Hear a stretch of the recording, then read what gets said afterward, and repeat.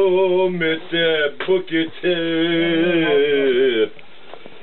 газа шумят, шумите буките, газа шумят, шумите, плачат за войводата, капитана.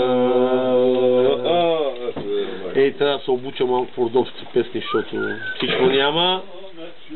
Толкова да ми харесват, па не ги знам. Ето, това е значи... Младен Златоград, 7 човек компания, 3 човека пеят. Това е частта... Добре човек, в смисъл... Да те направят густ да пеят. Дайте им, направо се налива. И направо фащате. Един подфаща, другия... Един полицай, другия сервитьор. Абе, могат тук в Родопите мен... Пловдив, ако се намерят... Брат, ай, замисли се малко. Пловдив, колко ли хора могат пеят родовски песни е по този начин? По заведението сигурно не могат. По заведението викам сигурно не могат.